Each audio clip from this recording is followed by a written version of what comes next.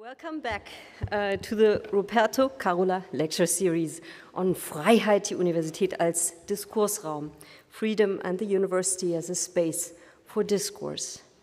Let me begin today's lecture with a quote by Bertolt Brecht. Wirklich, ich lebe in finsteren Zeiten.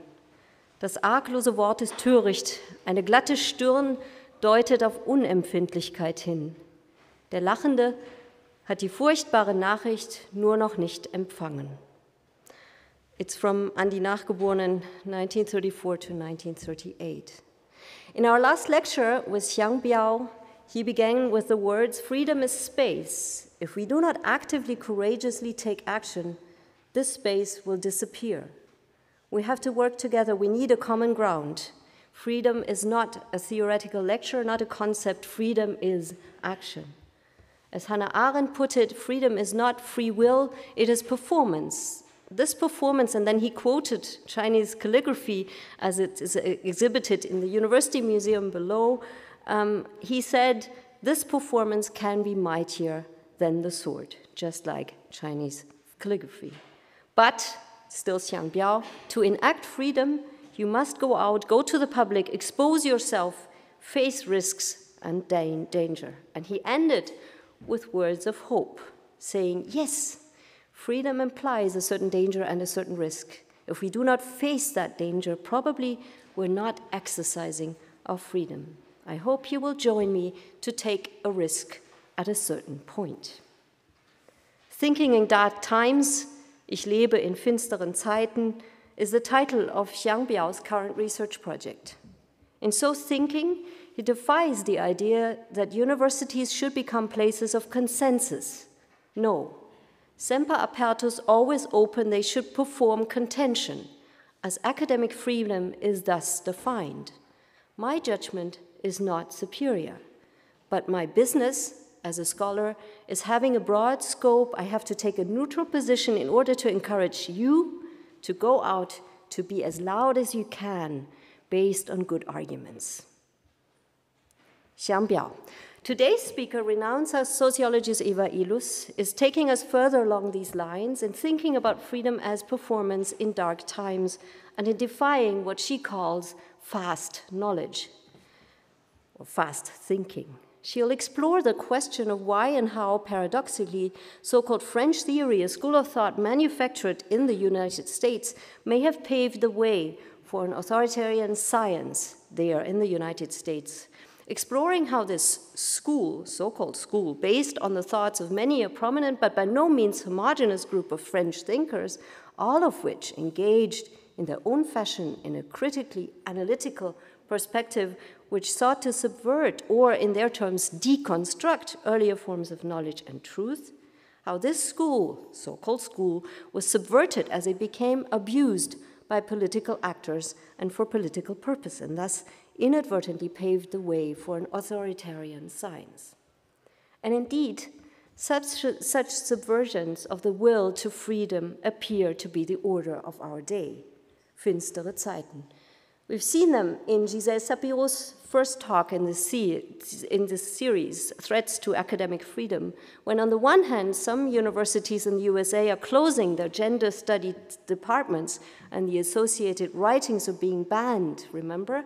Yet on the other hand, it is required elsewhere, following feminist thought, that reading lists must be strictly gender balanced, and thus the classical philologist, for example, is only allowed to teach one work plus Sappho all the time.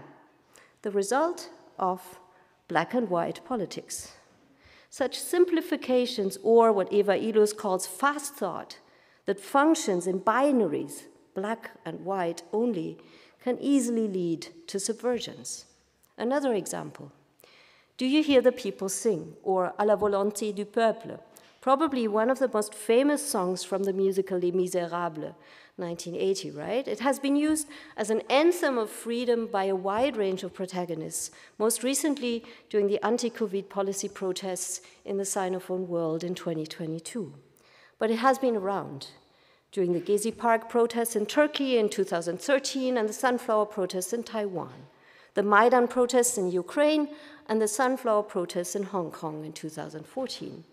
The anti-TTIP flash mobs all over Europe in 2015, but also by Donald Trump in his election campaign in 2016, when he began one of his campaign days playing the song, "Do You Hear the People Sing?" and greeting his followers, "Welcome to all you déplorables, misérables," a reference to Democratic nominee Hillary Clinton's statement just a few days before that half of Trump's supporters could be categorized a basket of déplorables. In her recent work, Eva Illouz has pointed to many related paradoxes, the abuse of victim narratives, for example, in the development of what she calls fast thought. In her speech upon receiving the Warburg Prize only a few weeks ago, she points out how important it is to add historical awareness to simple-minded humanitarianism. Feeling with the dead and knowing why they are dead are two different things, she says. And you can see this clearly in one of the artworks in our Freedom exhibit in the Betriebswerk by Chinese artist Yang Jie-chang, who has a painting called Pugai, where he shows a group of miserable dead bodies. And you think, oh my God, these poor guys. And only later you realize that they are all rich landlords who'd been killed during the land reform movement in the 1950s in China due to their atrocities committed for so many centuries. So, humanitarianism, historical awareness. Universities enable us to engage not in painting things black and white, in engaging in fast thought, but instead in allowing for slow thought. That is the active freedom that the university offers re-complexity rather than de-complexity. In her speech, Eva Illouz cites our own Karl Jaspers and adds to the set of Gadamer, who called for proper listening, remember, and Steinmeier, who called for proper discussing, whom we have cited in the last few lectures. Karl Jaspers, speaks of proper thinking. Wir müssen die Bereitschaft zum Nachdenken wiederherstellen, gegen die Neigung, alles gleichsam in Schlagzeilen plakatiert schon fertig zu haben.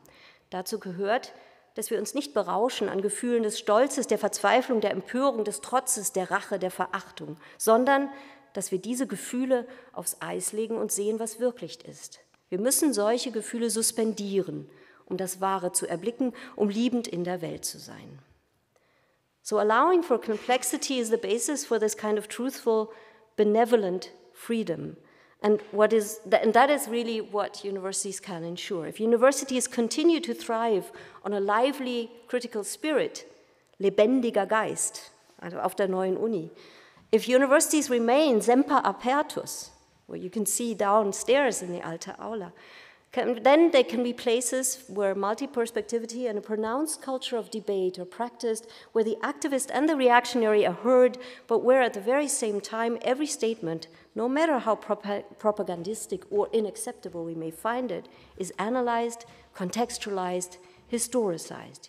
Universities are the places where paradigms can shift and where we can make sure that not every paradigm shift a la Thomas Kuhn and Michel Foucault ensues a change of the one and only truth structure and thus potentially muzzles certain speakers. Indeed, there must always be doubt in view of one truth that may well be ideological. The formulation that Eckhard Reimer in one of the recent talks has offered is extremely important here. He says, an institution that guarantees its members academic freedom thereby acquires it itself, and vice versa. If it muzzles its members, it also loses academic freedom itself. And precisely this topic of closing in on academic freedoms through the abuse of academic thought will be our topic today with Eva Illouz's talk. The lecture will be brought to you by Eva, whose prize-winning work has been translated into more than a dozen languages and who has recently been called a keen observer of the ways in which emotions guide political processes and social interactions, particularly with respect to populist politics. Her social engagement has been frequently commended, particularly her work fighting anti-Semitism in contemporary society. After her talk, she will engage in a conversation with our colleague Günter Leypoldt, who is professor of American literature and co-speaker of the German Research Foundation research training group Authority and Trust in the US. Günter is the author of Literature's Social Lives, a socio-institutional history of literary value, which is forthcoming and which speaks about heroes, which are very dangerous characters, and cultural authority in the age of Whitman, a transatlantic perspective. And he's also co-editor of Authority and Trust in US Culture and Society and many other books. Now, who is Eva Illouz? Eva was born in Morocco, moved to France at the age of 10, received a BA in Sociology, Communication and Literature in Paris, an MA in Literature in Paris, Nanterre, then an MA in Communication from Hebrew University, and a PhD in Communications and Cultural Studies at the Annenberg School for Communication at the University of Pennsylvania. She served as visiting professor at Northwestern, Princeton, School for Advanced Studies and the Social Sciences in Paris, that is the Ecole des hautes études en sciences sociales, and as a fellow at the Institute for Advanced Study in Berlin. She is now at the ÖSS and also senior professor at Zeppelin University. Her work, translated, as I already said, into more than a dozen languages, and at the intersection of the sociology of capitalism, the sociology of emotions, the sociology of gender, the sociology of culture, has been prize-winning ever since she started writing books. Her book, Consuming the Romantic Utopia, won the honorable mention for the Best Book Award at the American Sociological Association in 2000. In 2004, she receives the Outstanding Research Award of the Hebrew University of Jerusalem. In 2005, her book Oprah Winfrey and the Glamour of Misery wins the Best Book Award, again from the American Sociological Association. In the same year, she delivers the Adorno Lectures at the Institute for Social Research in Frankfurt. Then the German Zeit chooses her as one of the 12 thinkers most likely to change the thought of tomorrow. In 2013, she receives the Anneliese Meyer International Award for Excellence in Research from the Alexander von Humboldt Foundation. Then her book, Why Love Hurts, wins the Best Book Award of the Alpine Philosophy Society in France, receives the 2014 Outstanding Recent Contribution Award in the Sociology of Emotions sections from the American Sociological Association, and finally, 2018, she receives the highest scientific distinction in Israel for her pioneering insights into the development of the self and contemporary capitalist society and for developing key concepts that have become milestones in international sociological research. In July of the same year, she's made Chevalier de la Légion d'honneur in France. In 2021, she receives the Albert Magnus Award at the University of Cologne. And finally, this year, just a couple of weeks ago, she was awarded two very influential prizes, the Frank Schirmacher Prize in recognition of outstanding contributions to our understanding of current events, just last week, I think, and the Abi Warburg Prize for outstanding achievements in humanities and social sciences. So you can see, this is somebody. Some of her recent works include, as I already mentioned, Consuming the Romantic Utopia, but also titles such as Cold Intimacies, The Making of Emotional Capitalism, or Why Love Hurts, Unloving, A Sociology of Negative Relations, The Emotional Life of Populism, How Fear, Disgust, Resentment, and Love Undermine Democracy. And most recently, Explosive Modernity, a book in which Eva takes a look at our highly charged present from the perspective of the emotions that forge it. Envy, rage, jealousy, shame, disappointment, love are not just deeply embedded in the social configurations of Western modernity, they are also actively cultivated by its economics, politics, and cultural formations. They are psychologically significant, morally meaningful, politically powerful, and they are highly ambivalent, which is what makes the present we live in so explosive, according to her.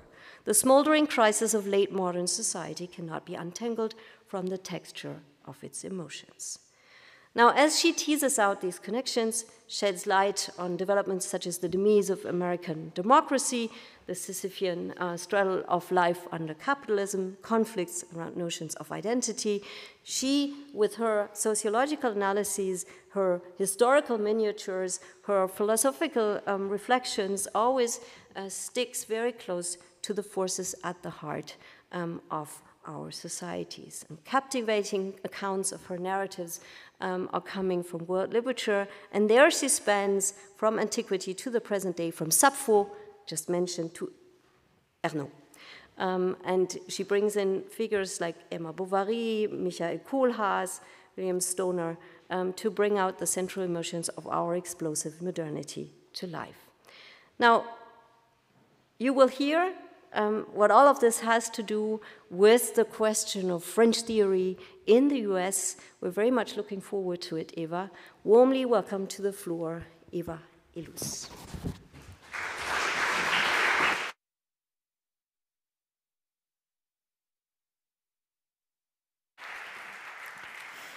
Thank you very much, Barbara, for this beautiful introduction. So these are thoughts that are still fresh, and they're fresh because they're inspired by events that happened in the last year. This is my reflection on the intertwining of universities, knowledge, and freedom. And I will not repeat at the beginning here the events of October 7th. I think they're known to all.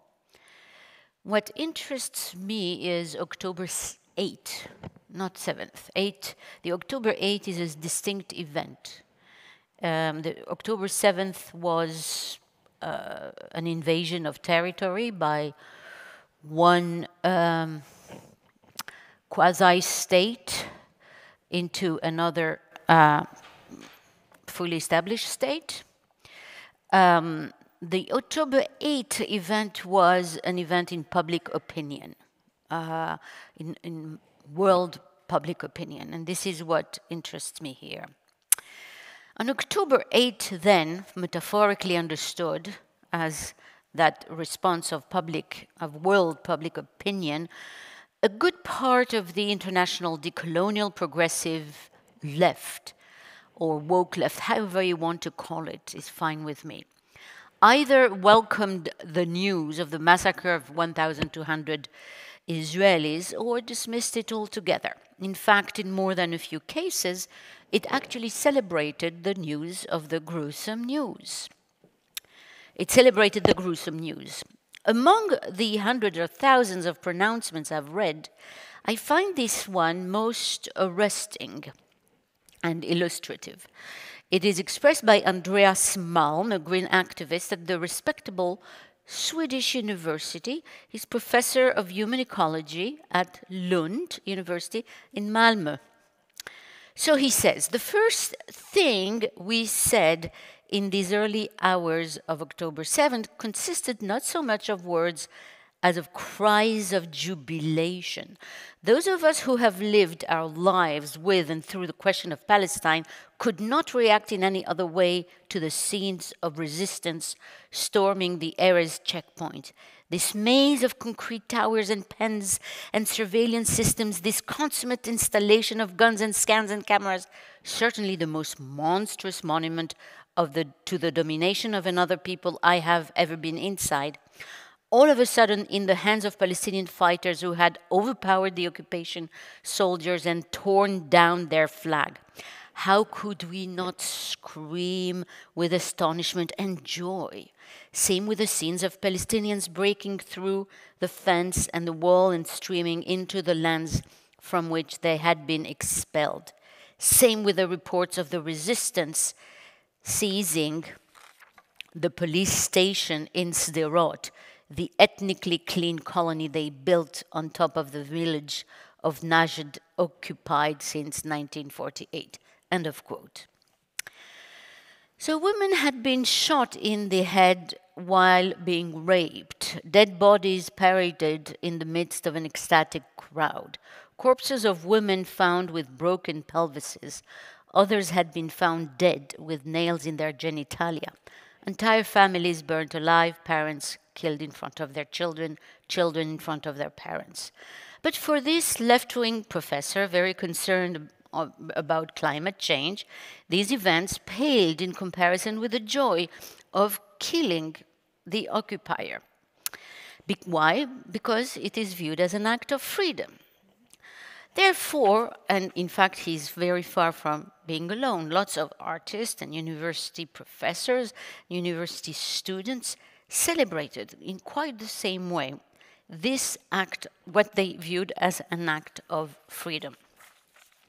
Was it an act of freedom? We can ask ourselves.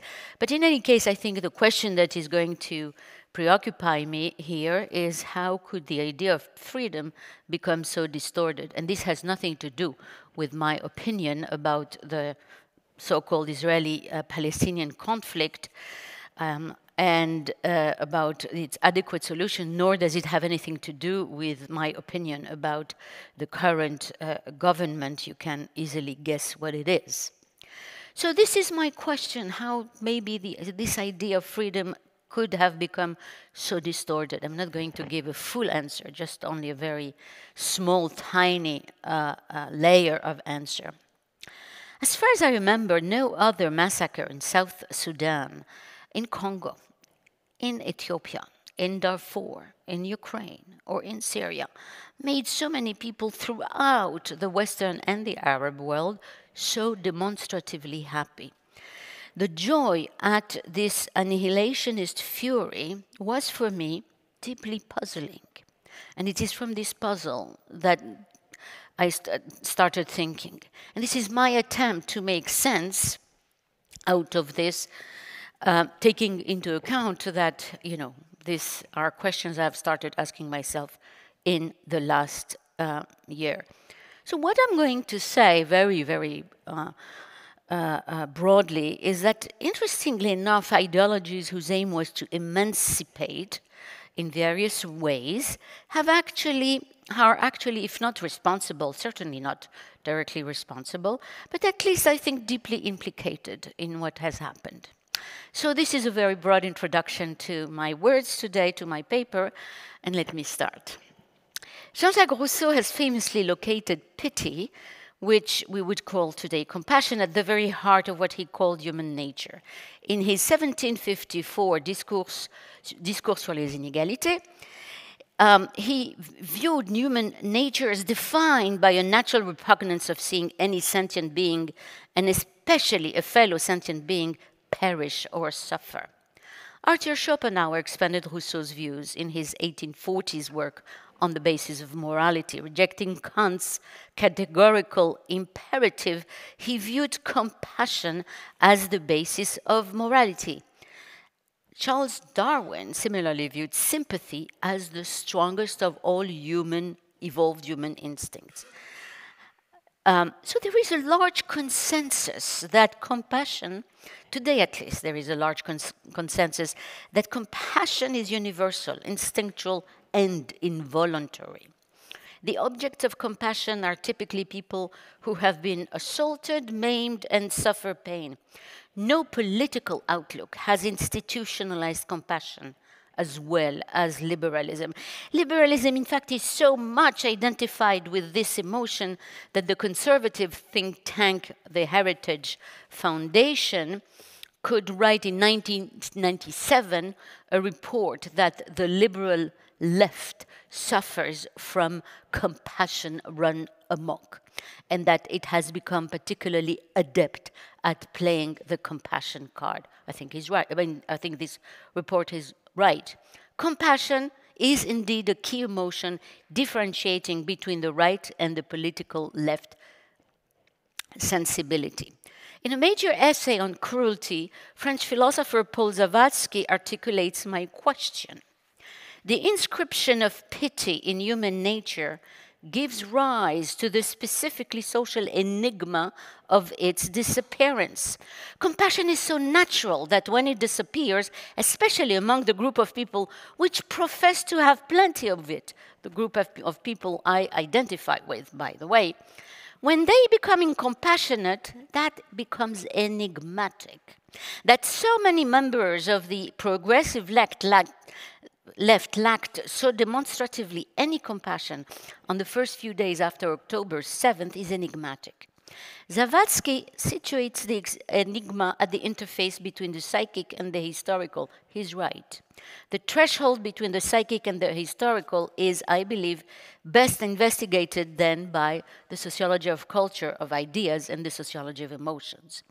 So what I'm suggesting then is that we investigate the ideas that could give rise to certain type of emotions or to the absence of certain emotions. Thus, my question is, how does an emotion considered to be instinctual forcefully encouraged in our education system and identified specifically with the left-wing political formation come to be suppressed by that political formation precisely as a performance of its own morality and not against it? Why? Because I think it is a performance of claims to emancipation of one people. So to answer my question, I looked at social psychology and I found that researchers have identified 3 circumstances under which people will not feel compassion. One is when they perceive the other as too foreign. 2, when they perceive the other as deserving his suffering. And 3, when they perceive the person who suffers as strong enough to overcome their predicament. And so we should assume that the victims were perceived as strangers, responsible for their fate, and as strong enough to cope with their tragedy. But we must also understand why compassion is experienced, the lack of compassion, is experienced as a performance of morality. That is a much more tricky and much more difficult task. And I am going to offer, again, only one small part of my answer. And to start the answers, a number of surveys are interesting to start this inquiry. In 2023, the Jewish Electorate Institute found that 33% of Jewish Americans under 40 agreed with the statement that Israel is committing genocide against the Palestinians, compared with only 15% of their elders. An astounding 20% of the younger cohort, Jews, right, agreed that Israel does not have the right to exist. So clearly there is a generational divide that I find very interesting. There is another interesting piece of evidence. On October 9th, Columbia University faculty members issued 2 letters, one defending and one condemning the attacks. The Israeli economist Ram Fishman looked at the affiliation of the signatories of the 2 letters and found something striking. Those who were in favor of Hamas came mostly from the humanities, and vice versa, those against Hamas and in favor of Israel came from STEM, that is, mathematics, technology, and also economics and business schools. So it would seem that humanities might be a good place to start this inquiry.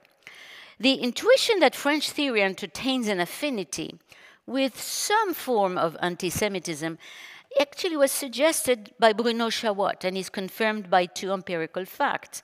American campuses have been a prime site for the expression of a very fierce anti-Zionism that some people have viewed as a form of anti-Semitism, which was never seen before and has even received its own name. It's called now campus anti-Semitism.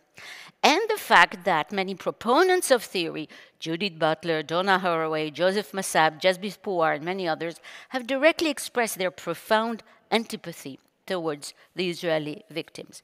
So when I refer to theory, I want to be clear that I approach a complex body of theories as a style of thinking.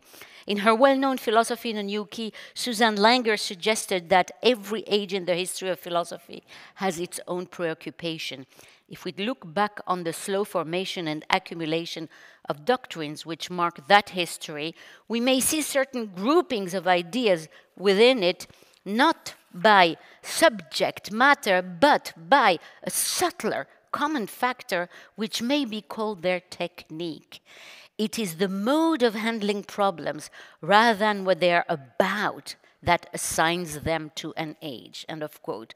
So theory, I think, what I call theory here, has produced a definite style of thinking, a way of designating and naming problems in a certain way and a certain way of handling them.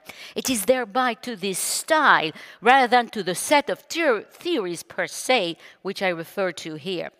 This strategy enables me to salvage the philosophical value of a great deal of theory. To be clear, I'm not saying that theory has a direct causal relationship to the stunning moral callousness witnessed on October 8. Rather, what I'm going to claim is that it was the fertile terrain for other ideas, other cultural models, and which are much more specifically responsible for what happened. I will not be able to speak about them because I don't have the time, but I'm going to speak about this kind of intellectual facilitating terrain. The so-called French theory emerged on American campuses in the early 1970s. Theory is a throw-all bag, mixing postmodernism, post-structuralism, and deconstruction, which, despite their many differences in their philosophical premises, have two strong elements in common. One is the rejection of the values of the Enlightenment, and two, a fervent anti-Occidentalism. Moreover, it will remain one of the most astonishing pieces of intellectual history that thinkers commonly associated with the left were deeply influenced by radically anti-democratic figures. The Marquis de Sade, after which sadism is rightly named, and whose novels celebrated cruelty. Friedrich Nietzsche, who never hid his profound antipathy towards democracy and vowed a healthy contempt for the moral categories of good and evil. Martin Heidegger, who used metaphysics to formulate a rejection of modernity and can and could be interpreted a posteriori, especially more recently, as having endorsed the Nazi ideology. And finally, Carl Schmitt, the Nazi legal thinker who repudiated liberalism's hypocrisies and weaknesses in favor of a more muscular political regime based on the division between friend and foe. What these unlikely candidates for French theory have in common is a visceral rejection of Enlightenment values, liberalism, technology, and the Western world, and also very strong endorsement of a radical notion of freedom. So let me start. I'm going to identify 4 components to this style of thinking. One is what I call pantextualism. The most striking characteristic of theory was the extension of the metaphor of text to social life, what I call pantextualism. No longer was society made, as in Marx, of machines, labor contracts, working hours, wealth, and salaries, groups, and relations of production, but of signs and language. Deconstruction was perhaps the most successful form of pantextualism. It assumed that words no longer referred to the world, but only to other words and signs, that author's intent was irrelevant for understanding a text, that readers, which called reading, in fact had the ultimate authority on the meaning of a text, and that this meaning could be as varied as its reader. These diverse textual approaches had in common the view that these signs were hiding something in need to be deciphered. As Derrida put it in La Pharmacie de Platon, a text is only a text if it hides the law of its composition and the rules of its game from the first person who sees it. In any case, it takes centuries to unravel the texture of a text. Centuries, come on. So, the one other idea that was quite central to deconstruction was that deciphering society was no longer open to the messy dialectics of history. And the other idea that follows from, if you want, this idea of contextualism is that texts contain marginalized voices, and then the interpreter becomes a kind of representative, almost political representative, his or her mission being to make that marginalized voice emerge and be heard. So as, for example, if the Women in the Attic, a marvelous book written in 1979 about, I think it was Jane Eyre. It's a marvelous book, but the point was to talk about the woman in the attic, the one that Rochester is trying desperately to hide, and bring her to the forefront. So that was really a very well-established technique. Second element is that these approaches, even if they rejected Marxism, kept its focus or his focus on social domination. In fact, in the US, deconstruction became interpreted as the construction of power.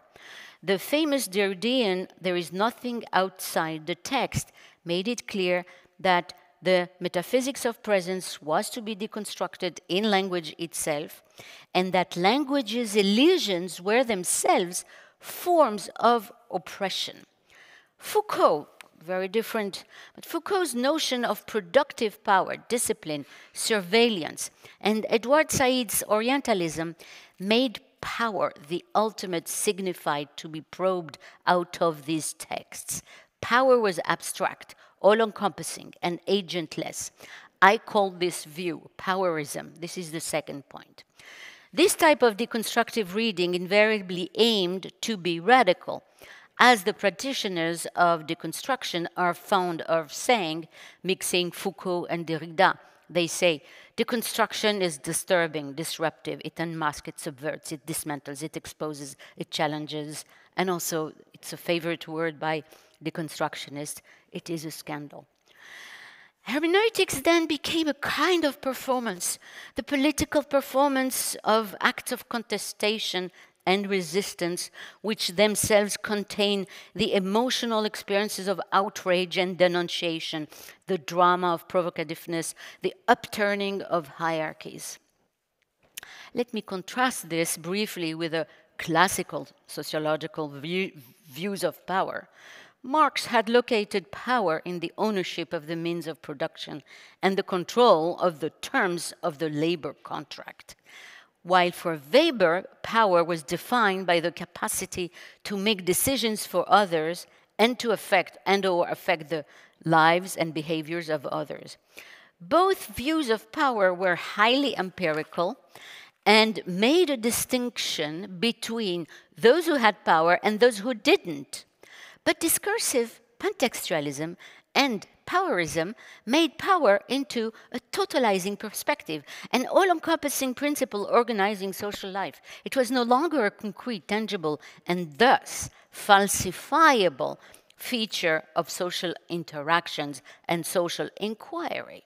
More, the very fact that a language, culture, and society included some categories and not others, privileged some values and not others, and more generally had not thought of certain categories and certain values, were now viewed a posteriori as forms of oppression. This means that the critique of text was more than an intellectual exercise. It became a performance of morality itself. That's very important. It became a performance of morality itself.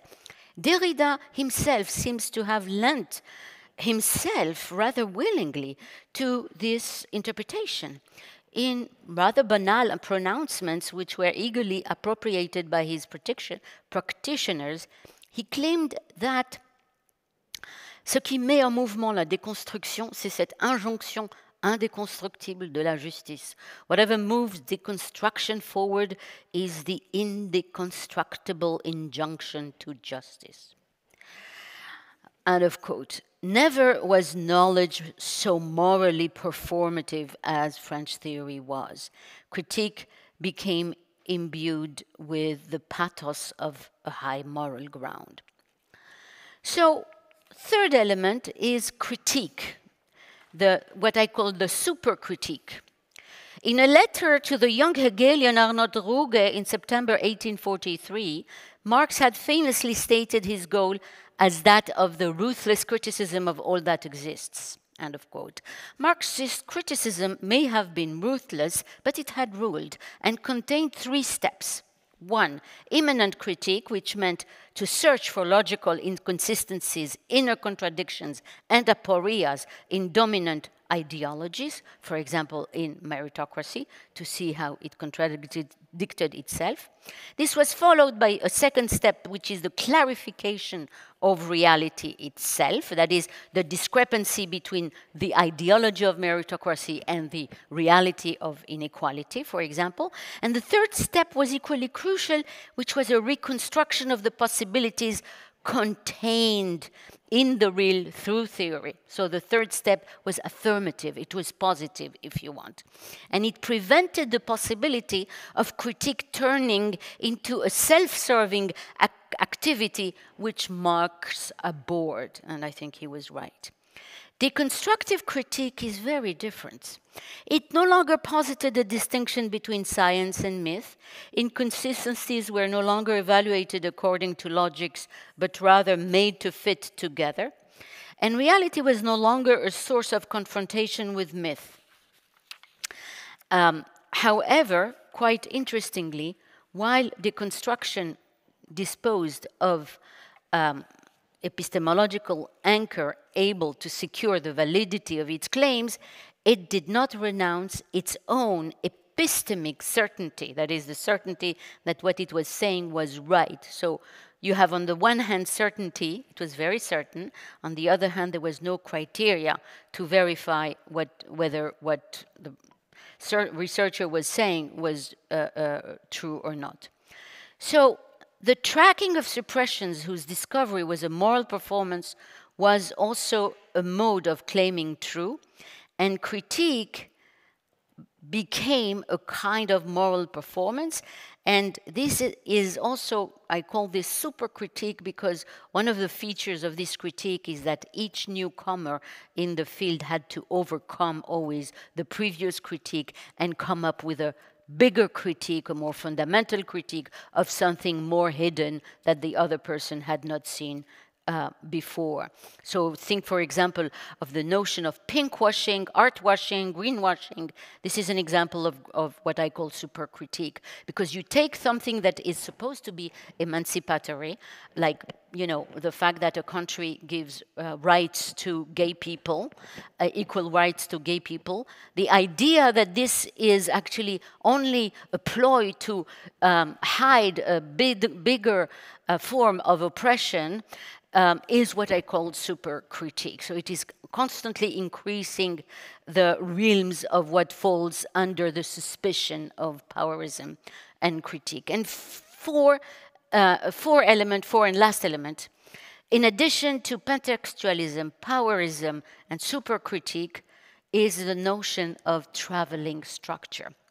Theory came on the heels of the major epistemological revolution brought forth by linguistic and anthropological structuralism, which was reworked mostly by Althusser, by Louis Althusser.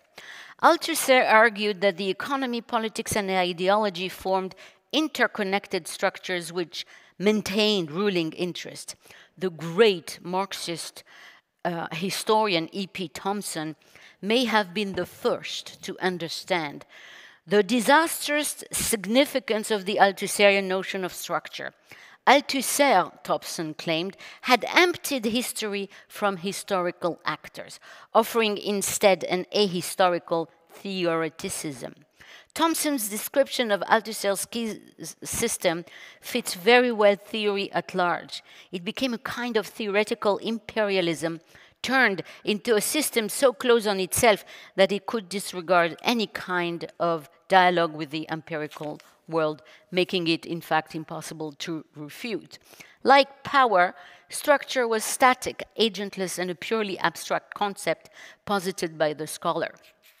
Lacking any empirical existence, it could be transposed from one discipline to the other, one context to another, this is what I call traveling structures. And I cannot give you a last example because I don't have the time, but decolonial thinking is a marvelous example of traveling structures, just, being able to ignore completely concrete event, is a history, actual history, to simply stick this idea of colonial structure on a very messy historical reality. So on the basis of this discussion, I would like to make now, as a conclusion, a number of sociological points, and not points in the history of ideas. In doing so, I follow Pierre Bourdieu's pioneering understanding of Homo academicus as being no less caught in social struggles and interests than any ordinary social actor. Alas, I would love to think that academics are better people than others, but I have really just zero reason to think so. So we must apply to university, to academics and academic knowledge, the same categories of thinking that we would apply to any other ideology. So let me now make the 5 points, sociological points, as a way of concluding. 1. The contextualization of social life and powerism helped literary studies acquire an intellectual cachet and status they had been in danger of losing in the utilitarian, bureaucratic, and technological society which emerged in the 1970s. This new symbolic status spread to adjacent fields, what has become dubbed the studies, gender studies, resistance studies, and colonial studies, and so on and so forth. The symbolic power which deconstruction offered to humanities was a powerful response to the hard sciences which now dominated the field of academic production. While traditionally humanities had reflected the bourgeois ethos of the gentleman's education through erudition and humanism, their high status remained unchanged, only that its content and strategy did change. Deconstruction, the tracking of power, and social justice made humanities deliver a moral message and thus acquire a moral standing, which itself was attached to a great deal of symbolic status. By tremendously extending the field of literarity, it acquired the authority to speak about just about any phenomenon, given that any phenomenon was in itself a text. From political ideologies to economic theories, down to the law itself, let's say the legal system.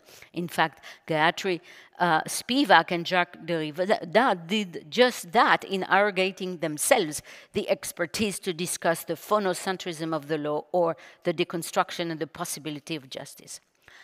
So, if the whole world is a text, and politics hermeneutics, and if it required a special training and a specialized language, the practitioners of literary studies, English studies, comparative literature, philosophy, cultural studies, media studies, rhetoric, resistance studies, native studies, could exhibit now a new species of symbolic capital, which signaled at once their capacity to manipulate a complex language and, at one and the same time, and to defend morality. Practitioners of theory became a professional group with its own networks, its own professional interests. This group became the guardian of its own epistemic authority and its symbolic status, which was both scholastic and moral. And, as I said, these epistemic categories were constructed to make moral claims. The morality of the standpoint assured the epistemic integrity. The new symbolic status of the humanities then derived from the combined prestige of two positions, what Max Weber had called the prophet and the priest. The priest has an office and an institution, while the prophet relies on his charismatic authority. The practitioners of theory spoke from the tenured positions of academia, which, as we know, are highly institutionalized, highly secure, and thus exercised a great deal of institutional power. But powerism also placed them in the position of prophets, denouncing the iniquities of their time. This is literally what the biblical prophets do. In this way, the humanities became endowed with high moral capital. This is a new concept that I'm introducing. The moral capital could efficiently hide the professional interest of the group as a professional group, which has interest like any other group. Second element is that the extension of the metaphor of the text to the totality of social practices allowed a spectacular sociological change. The scholarly field of humanities was no longer an enterprise of erudition, but became endowed with a cultural and political authority all the more powerful that the notion of power extended to all of social life. To be sure, I am not rejecting the enlargement of the notion of power to domains hitherto ignored by Marxist theory. Such expansion was a source of political and intellectual creativity and gave us a better understanding of the ruses of domination. But it also had a formidable sociological effect and enabled the formation of a new group, itself endowed with the symbolic power, able to exercise as such authority, and paradoxically enough, through the debunking of power. If power was no longer visible and empirically observable, if it bathed in an abstract and invisible structure, it also became unfalsifiable. A power that was manifest in what text did not or did say or did not say, but should have said, was like God, a hovering presence, both manifest and hidden. And as you know, of course, falsifiability is a key notion of doing science, because simply it assumes that you want to produce the kind of knowledge which others can contest. Otherwise, it's quite difficult. Otherwise, it gives you an authority which precisely science contested to the church and to religion in general.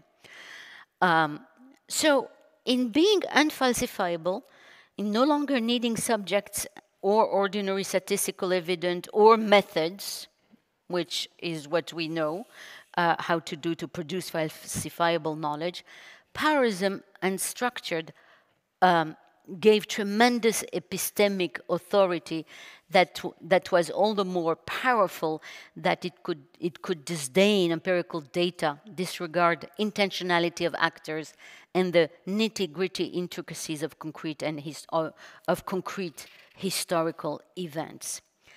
Powerism and traveling structure bestowed on their practitioners what cognitive psychologists Daniel Kahneman and Amos Tversky, both Nobel Awards, have called the illusion of validity.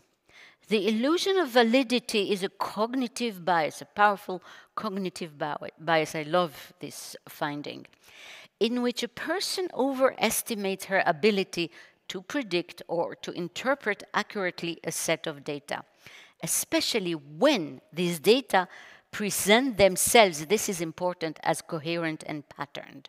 The clearer the pattern, the more seemingly coherent it is, the surest of themselves interpreters are of their own analysis and predictions. Undoubtedly, the less subjects' intentions, hard facts, or data are present, the more analysis could rely on elegant and totalizing concepts such as Orientalism, discipline, surveillance, and so on and so forth, the more the analysis relied on the illusion of validity. This is exactly what the theory of the cognitive, the theory of these, not only the theory, the findings of cognitive psychologist Daniel Kahneman and Amos Tversky says. The more coherent, the stronger we will have the illusion that what we say is true. Another way to say this is this: the less falsifiable one's speech and knowledge are, the more coherent it seems to be, and the greater the conviction to hold a truth becomes, making individuals bearers of structures they had no knowledge of increased tremendously the interpreter's authority. It strengthened, no, I'm going just to skip that. So, third point, if truth is no longer based on facts and evidence, but is intertwined with a performative act of morality, then the logic of science becomes that of raising the stakes of moral discovery, each new interpretation needing to be more moral than the previous one. This is the logic behind supercritique. In fact, given that the logic of academic progress was not of this in the humanities, was not cumulative, it was not based on facts, it was not based on identifiable methods, critique and radicality became the only strategies for professional distinction.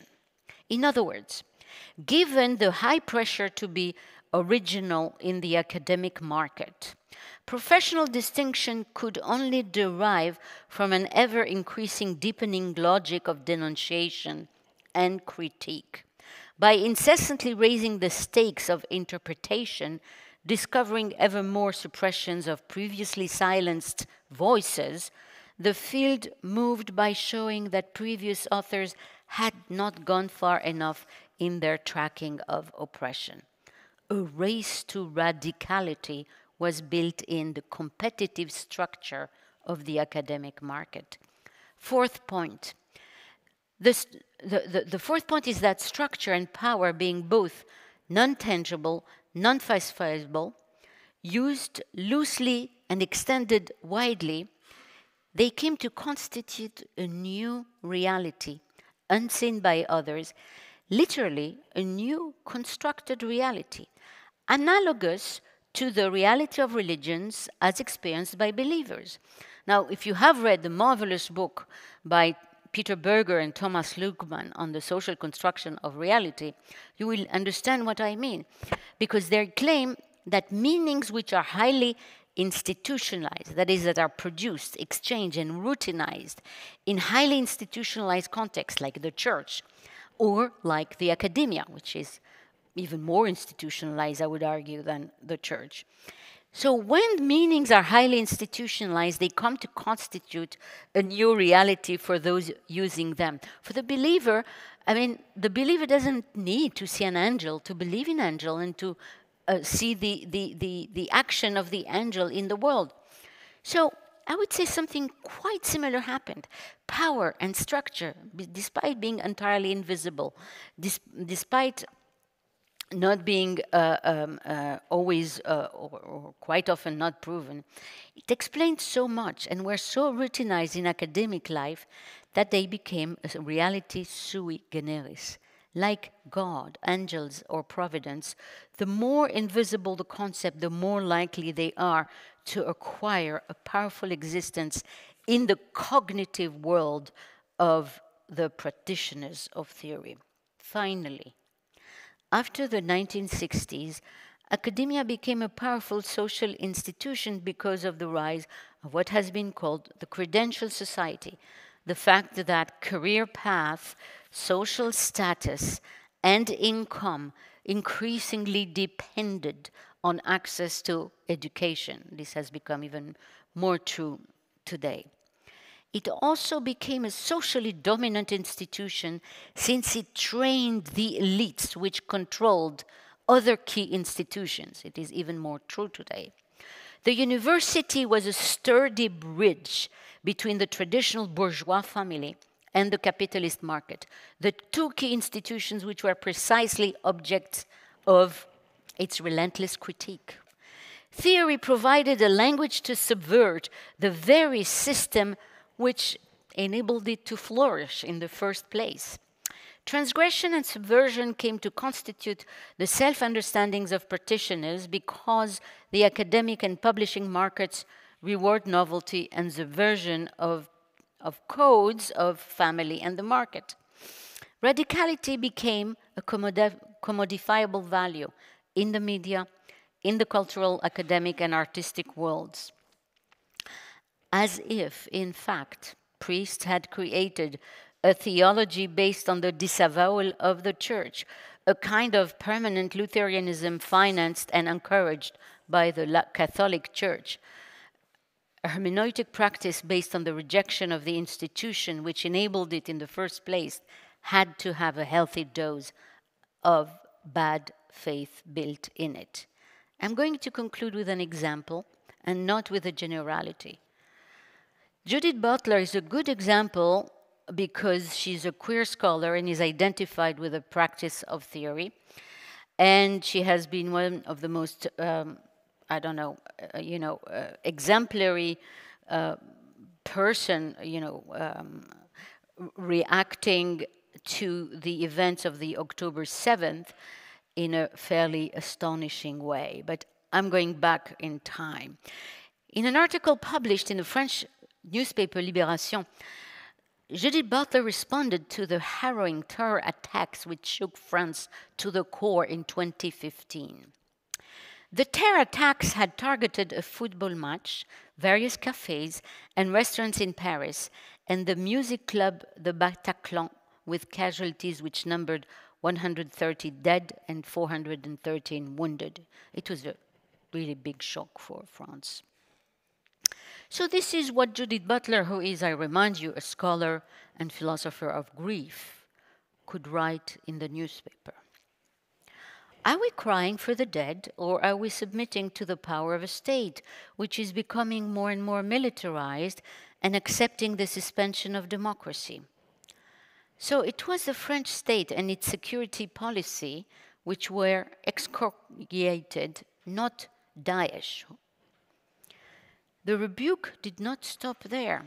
She says, the nearly 50 deaths in Beirut the previous day are barely mentioned, and no mention is made of the 111 people killed in Palestine in recent weeks, or the victims in Ankara, end of quote.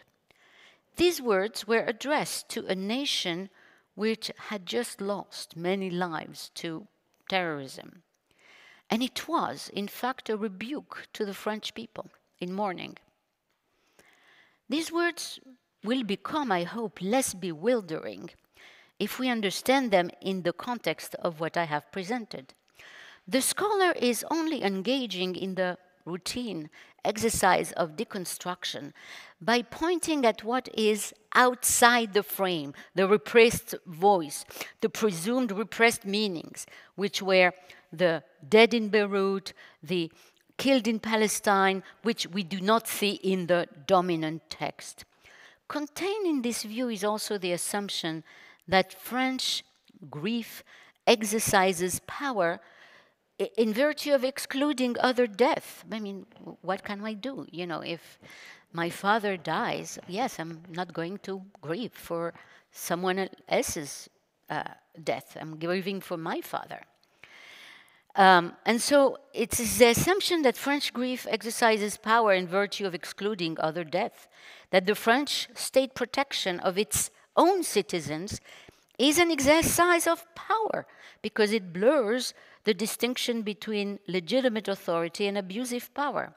So deploying security to protect one's citizens or even feeling grief for one's own people become expressions of power because not everyone where? In the nation, in the world? I'm not sure what she means. Because not everyone is included in that grief. And this exclusion presumably reflects and maintains a larger exclusion. So exclusion becomes a kind of broad, vague evil that does the work of explanation here. These opinions in turn position Butler as having the highest possible moral ground. Because if they are able to identify with the dead in the Middle East, because and if identifying with the dead in the Middle East is more noble than grieving for a dead colleague or a dead cousin or a dead friend or fellow citizen in Paris, then grieving for the margins, those outside the frame, is the only moral position, while grieving for one's own is immoral. So this was just an example of how I think our categories of thinking have become extremely muddled, and how categories of thinking, or how thinking itself is absolutely crucial for morality, for the possibility or of having a kind of clear-sighted moral vision. And I'm afraid that what I have described here is a collapse of morality because of its claim to emancipation, which actually hides an authoritarian science. Thank you.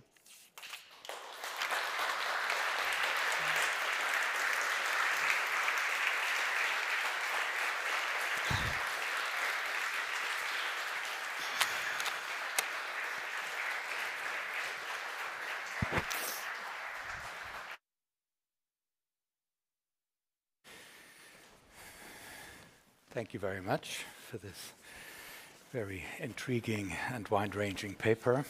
I'd like to begin by coming back to the beginning of your argument when you mentioned the problem of compassion or the absence of compassion.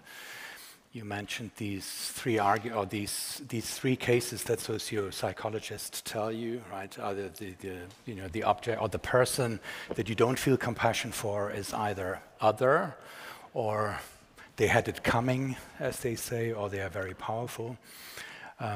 What exactly, again, is the bridge between French theory and the idea that the Israelis had it coming, as maybe white settler colonials in 1947? So I was not able to, of course, develop it, but actually, what I try to then, what I would, if I had twice the time, I would have tried to show how decolonial thinking, which is very different from post-colonial thinking.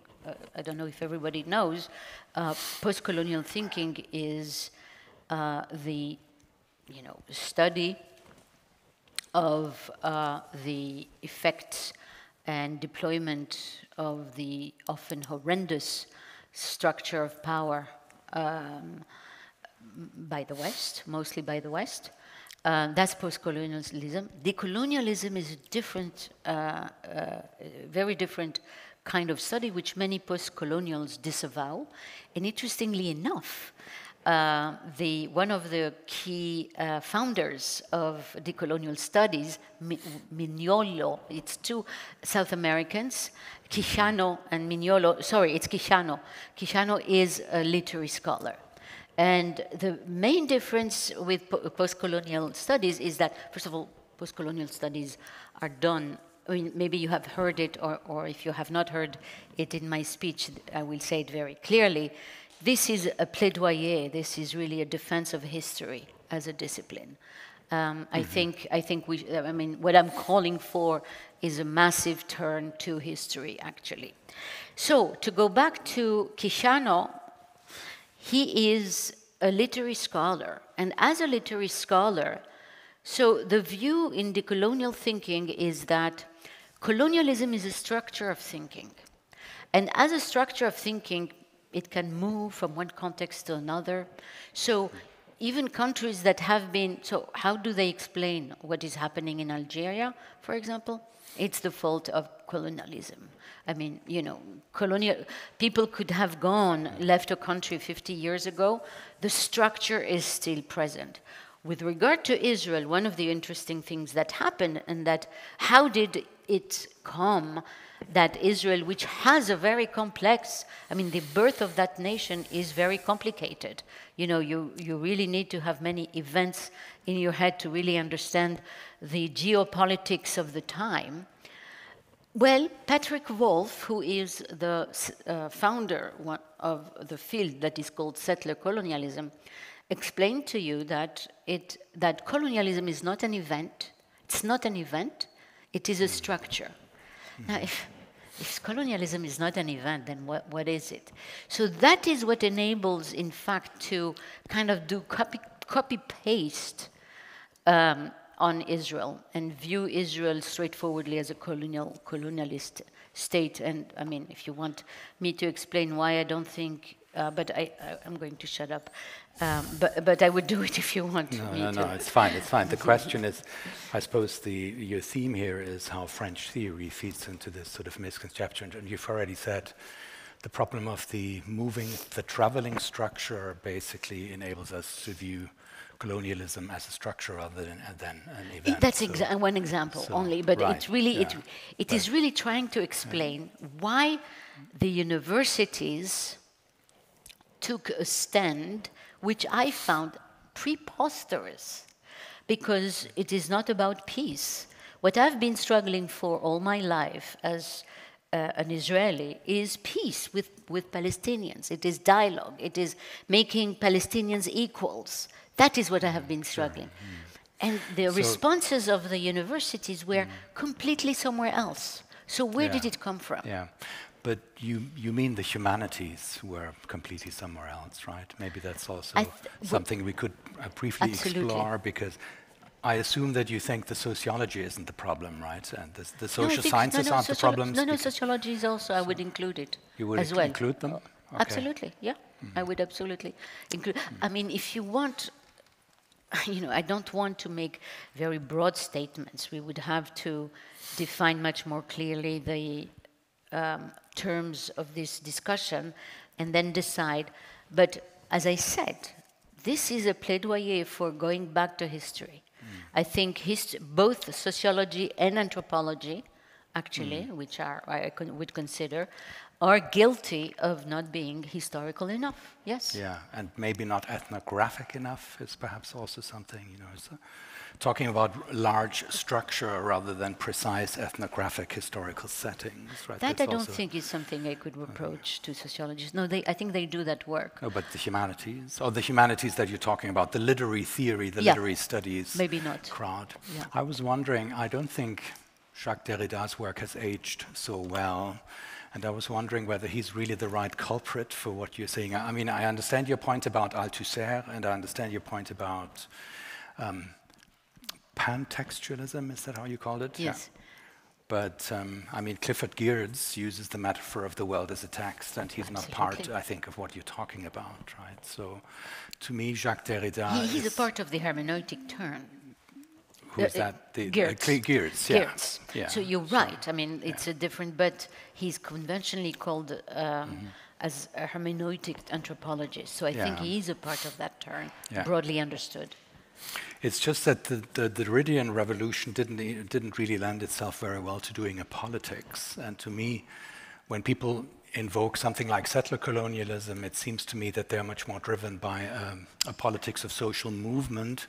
And it seems to me that Derrida was already critiqued in the 80s for being too playful, too philosophical, too much in theoretical space. There was an essay in the 80s where he was accused, where this phrase, "there's no outside text," was actually quoted back at him, and then people were saying, "What about apartheid?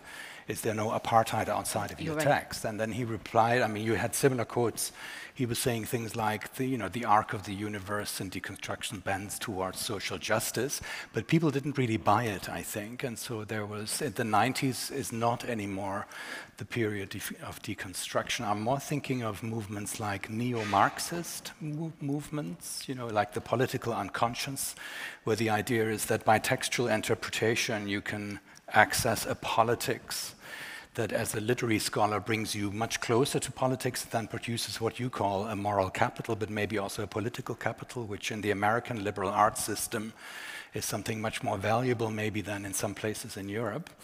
And so I was wondering whether one, couldn't really rewrite the genealogy of what's going on here. So the need to politicize your work as a textualist scholar is definitely something that I would also see as being part in the currency of settler colonialist arguments. Wonderful suggestion. Yeah, so. But the other question, of course, is what are we going to do with the humanities? I mean, the way you're putting the issue is that we're all priests. I kind of like that idea. We're priests and prophets. We have our offices. We have our charismatic institutions. what are we going to do about this, though? I mean, is there a solution? Or maybe another way of questioning or putting this question is to ask, is it really about a style of thinking that has happened to us because we read a particular philosophy? Or is it more like a structure of feeling that has a lot more to do with the polarization of society, for instance, with the fact that the liberal humanities are now very homogeneously liberal and left-wing, whereas society, like in the United States, when your state legislation is openly Republican and you are a liberal humanist, these polarization, I think, precisely produces these kinds of, priesthood effects that you have been describing.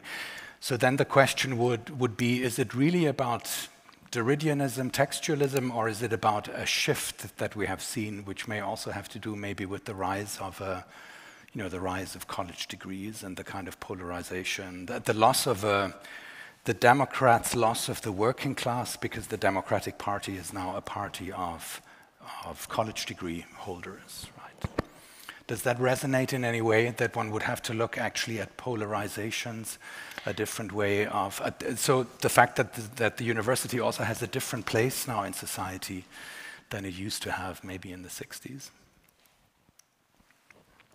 So I'm not sure I would agree that polarization plays a role here. I view polarization not so much as a cause, but as an effect of some prior causes which need to be elucidated. And polarization has to do indeed with a kind of radicalization of what you believe and the sense that the other side is a threat, not only to your camp, but a threat to the collective body. I think these, actually my reading of what happened here is that polarization has its source actually in the right. The right, and especially with Newt Gingrich, which in the early 1990s maneuvered to give to the Republican Party a very muscular orientation, and to be to cultivate, as Lindsey Graham put it, another Republican, to produce many more angry men. And that's what I have managed to do. And I think the radicalization of the extreme right, of the right, which became the extreme right in America, is responsible in turn for the radicalization of the left. So I think it would start. I wouldn't call it a process of polarization, but again, because polarization is the effect. It's the end of that process. I'm sorry, you had said something else, but I forgot. I apologize. It doesn't really matter, but I mean, the fact that we're now having a cultural left rather than a left that is associated with the working classes, right, since the 1960s, that would be part, I think, of that polarization, and that produces exactly the identity political left, in a sense. But I was going to ask you another question. You mentioned Marxism as an ideal one could go back to, but I confess. Yeah, okay.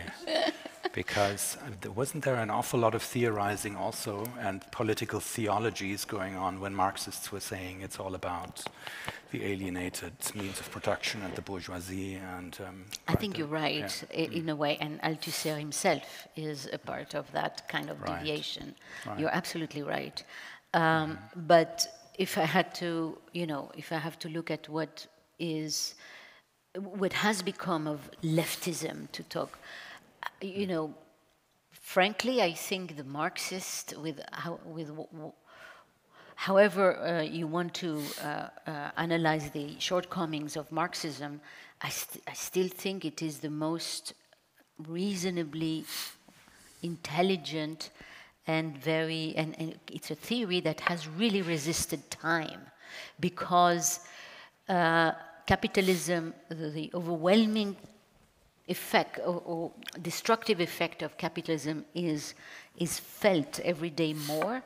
This notion that you have powerful interests that are hiding themselves and increasingly controlling the world of ideology and ideas is increasingly true.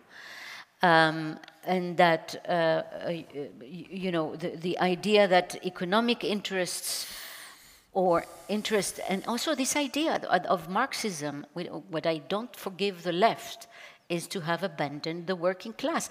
If you're not there to defend the working class, why do you call yourself a left?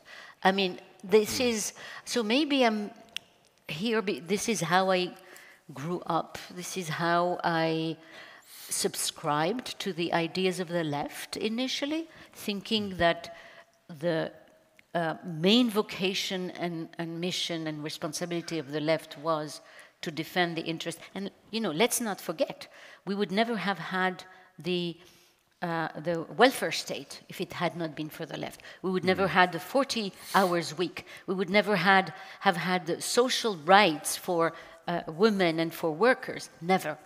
We would live under feudalism. We would live under a kind of technological feudalism if it had not been for the left. So, but I have to admit that the left that has departed from classical Marxism, the new left, however you want to call it, is catastrophic and disastrous, and I say it. Right. Maybe before we open up the discussion, let me ask one final question, and then we'll open up. Maybe one question about academic freedom. So if the left, if we, I mean, I'm in literary studies, right? So if we're a priest, always trying to hitch up our... Don't take it personally. No, I'm not taking it personally. I like to think about myself as, you know, because of all these anxieties. You know that literary studies, people always talk about the crisis of literary studies and that the jobs are being rolled back and then there is this tendency to see structure as the cause, right? So the same structure that is causing the conglomeration of publishing and neoliberalism is also causing Gaza, right? So there is this tendency. But so if it's a question of us being too religious because the structure is too abstract, like the angels, as you said, is the problem of having academic freedom, or would you say the trouble that we're having at the moment with academic freedom, that people shut each other down all the time, would you say that this is an effect of the politicization of the humanities, or would you say it's the religious problem? Because if you just have religious priests talking with the heretics, then obviously you have this tendency to shut spaces down. That's exactly it. You said it very well. Yeah, it's people, that's exactly, it's viewing others as heretics. That's exactly it. That's what I was trying to say, and that it has contained, built in that form of thinking, built in the epistemology, a form of authoritarianism. Yeah. So do we then need a new wall of separation between religious and the public square? That was the old liberal phrase, right? To try and keep religion out of our rational debate. So listen, one thing I'm never good at when I'm asked is, what should we do? I have no idea. I'm good about analyzing but I mean, the reason why is also because it's a kind of position of authority I don't want to assume. I don't want to say, I don't think sociologists or anybody should say, I think civil society, that's exactly the job of civil society, is if we identify a problem, we get together as citizens, maybe as scholars. You know, one thing is as citizens, one thing is as scholars. We identify the problem and then we discuss on ways in which to overcome it. I don't think one person should do it. I think it should be the job of collective bodies. Thank you.